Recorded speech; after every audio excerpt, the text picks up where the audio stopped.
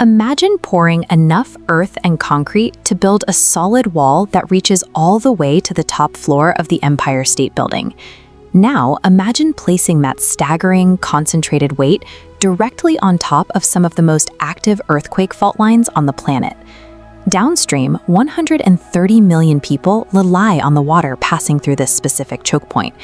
If operators at the crest flip a switch to cut off the flow, entire agricultural regions dry up instantly. Before we look at the fallout of this engineering, drop your current viewing city in the comments below. We are watching a massive green energy project accidentally build a doomsday switch right into the geography of Asia. The structure making this possible is the Shuangjiangkou Dam.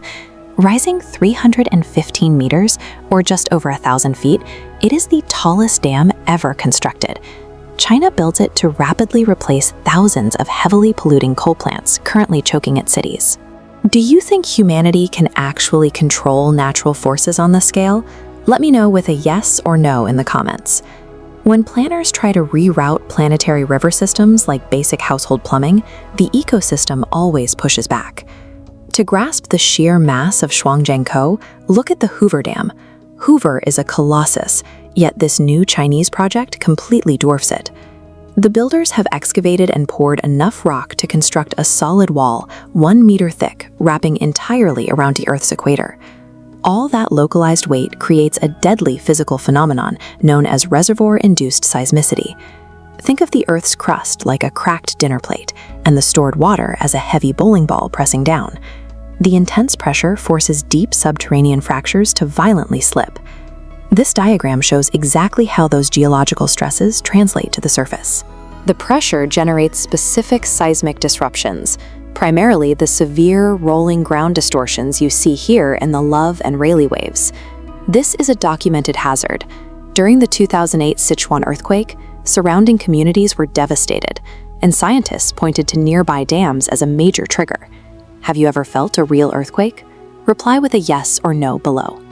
The engineering requires building a towering wall of water, which generates the exact earthquakes capable of tearing that wall down. Even further south on the Tibetan Plateau, along the Yarlung Tongpo River, Chinese authorities are mapping out an even larger megadam. This single facility is projected to generate 3 times the energy output of the massive Three Gorges Dam. That power comes from a river flowing directly out of the Himalayas into India and Bangladesh, serving as the sole water source for millions downstream.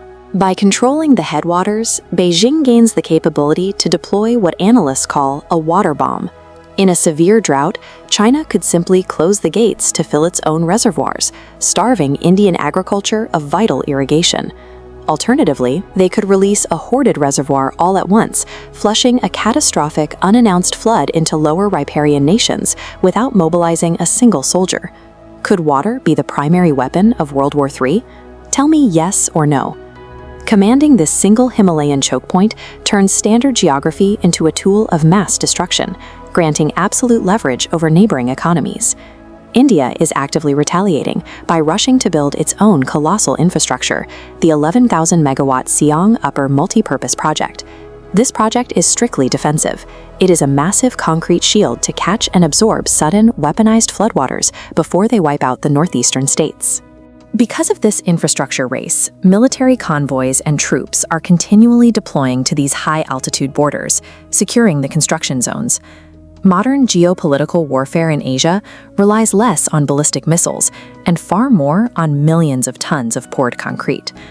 China is successfully pulling massive amounts of carbon out of the atmosphere by retiring its dirty energy grid, but they are paying for it by drowning ancient ecosystems, risking relentless localized earthquakes, and pushing nuclear-armed neighbors to the brink of open conflict. Is securing green energy worth risking an international war? Vote yes or no in the comments right now. And in a long-term battle of attrition, who ultimately wins, man or nature? Leave your answer below.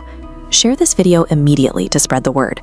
Hit subscribe before time runs out, and click the video on your screen to see the scariest engineering disasters caught on camera. Humanity keeps building the tallest walls in history, but the earth beneath them always gets the last word.